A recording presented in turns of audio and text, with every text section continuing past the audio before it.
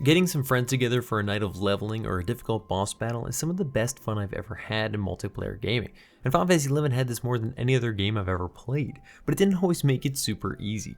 In this video I'll be getting into how MMOs have classically made it difficult to play with others, as contradictory as that sounds. Multiplayer or not, playing with who you wanted to could often be a challenge if you wanted to seriously progress. So let's get into it, and stay tuned until the end for my thoughts on how newer games might tackle some of these challenges. So hey guys, it's Huntin for Games, bringing you a healthy mix of videos on new releases and MMOs, and nostalgia trips for the classics that made us fall in love with games in the first place.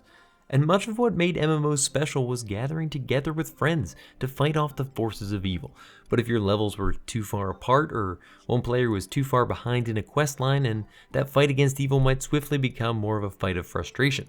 That isn't to say that these limitations were wrong, far from it, but they were just that, limitations.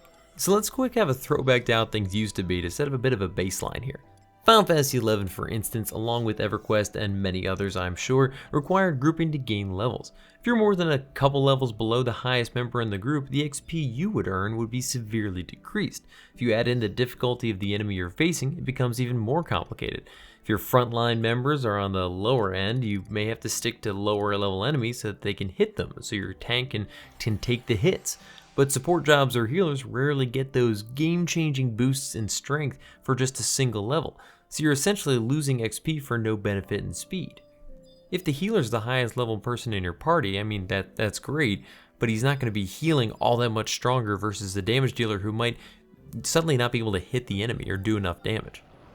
This meant that ideally everyone was within a 1 or 2 level range of each other, and preferably the highest level members of the party were also the tanks and melee damage dealers. As players leveled and skewed the range, it could often force parties to break up. Point being, getting a group together for a long time in classic MMOs wasn't just about the party makeup, but strictly around the levels of available party members as well.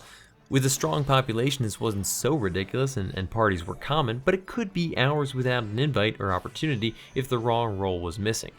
Then of course would come the times where you're setting up a party, but that last role takes too long to find and someone else has to leave. It was just tough. Maybe your red mage finally shows up to be that support you've needed for hours, but at this point, the paladin you've had since the beginning as you started creating the party just can't wait anymore and he's gotta go. Dinner has come up, or maybe he's, I don't know, gotta do homework or something, who knows. It's all. Now, Final Fantasy XI eventually tackled this by introducing level sync, allowing players to lock into the level of someone else in the party, essentially allowing you to ride that leveling train until, you all out-leveled your camp. However, this came with its own issues, which I'll get into in a minute. And this is just leveling parties, mind you. I mean, quests or missions could be very different, often involving a specific level or quest line prerequisite that everyone would need to obtain beforehand. Well, this is pretty much the ultimate feeling of progression. I mean, I've completed X number of tasks or gained Y amount of reputation so that I can attempt to complete this difficult objective. There's no denying that it can be hard to find other people that not only are ready to tackle that goal and, want to. Well, I'm not sure I would expect or would want players that haven't met the requirements to be able to assist in these kind of events, even if they don't get credit. It was always a challenge to get players that had already completed something themselves to come help out. Unless they were just feeling generous, which is honestly sort of the name of the game with MMOs back in the day. People just helped out. But that doesn't mean it has to be that way. There could be other incentives. And by the way, don't forget to subscribe if you faced similar challenges, and like the video if you've ever felt the raw thrill of that last necessary party member accepting an invite before a party or mission run. So there's our background, but why is this a problem? This led to some of the most rewarding experiences I've ever had in games, and generates some of that social interaction that makes people love MMORPGs so much. The issue is time and friends.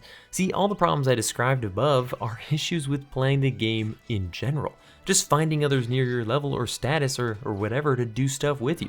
Once you add in the idea that you want to play with specific people, i.e., my little brother or the shitty Elvon epic, Hayden for his spinning / light skill chains, well, it frankly gets pretty tough.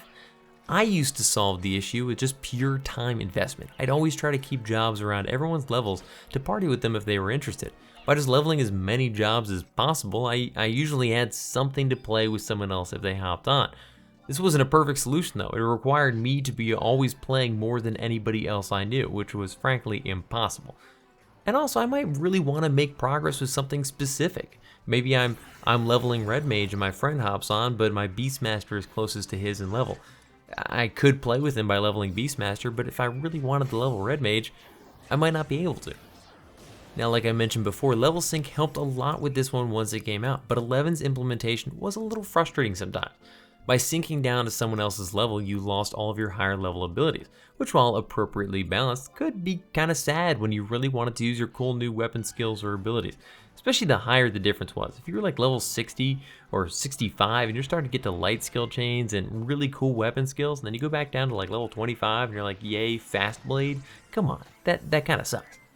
You also wouldn't gain skills while synced unless your skill was lower than it should have been at the synced level, which, again, if you're pretty far apart from your sync, that should never happen. If you gain 3 levels while you're level synced, you may need to go back and skill up all alone, a tough proposition for a game where soloing was so difficult. Now again, this is just how Final Fantasy XI tackled the problem, and games like Guild Wars 2, for instance, solved this by having you always sync to basically everything and everyone, but this can impact your feeling of progression. Final Fantasy XI eventually basically just said, if you want to sync down to your friends to play with them, great. But if you level to, 41 as Red Mage, man, why do I keep using Red Mage as the example tonight? But if you hit 41 as Red Mage in a synced party where you're only level 30, you don't get to cast Refresh. That moment where you hit 41, where you're like, yes, I made it, you can't cast it. You've got to wait till the party ends and you unsync. And I get why they did it that way, but come on, that's so sad. Look, I should point out here as we kind of keep going into this that this is just sort of an MMO challenge. If your buddy is level capped and you're level 5, it may be hard for you to directly play together. But I've seen this struggle time and time again. And for developers like Visionary Realms and their upcoming Pantheon, I think it's an important challenge to tackle. From their newsletters and live streams, it certainly seems like they're not shying away from the issues. And hopefully the game is flexible enough in how you can tackle daily challenges that playing with friends is easier than it used to be. I don't want this problem to go away. I think it's important to that feeling of progress that you have milestones, and only a certain range of players can engage in leveling with you or questing with you or doing missions if you're doing the higher level missions. I mean, it's all about the feeling of progression. But Final Fantasy XI could be so harsh that even if you were 2 or 3 levels away from a friend, it may be impossible for you to level together. The strength difference you'd feel from being only 1 or 2 levels different fighting an enemy, and frankly, the experience points difference from being that much lower than the rest of your party was staggering. And part of that is what made Final Fantasy XI feel so amazing. When you leveled up and you were fighting the same things you were just fighting, you felt a lot better. It was awesome. But again, if you were 2 to 3 levels lower, you might literally not be able to fight that enemy. Which, to bring it all back, wasn't really a problem because the experience gain was so crippled. I mean, you lose like 20% each level that you basically couldn't party with those people. What I'm trying to say is, out of 75 levels that can take considerable time to get through, I would consider the way that Final Fantasy XI handled it a tad too punishing. I can't tell you how many nights I was like 23 and my buddy would be like 27. And we're like, well, I'll try to level if you can just kind of sit around tonight and wait, and then we can party tomorrow. I'm excited to see how games like Pantheon attempt to tackle these issues, because as amazing as 11 was, I have plenty of memories of days where I just didn't really make any progress because the right jobs weren't available. Lonely nights waiting for a friend to catch up in a party I couldn't join.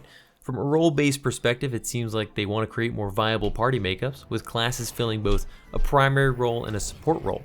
There will in theory always be a way to fill a missing need, where 2 or more players covering part of a support role, for instance.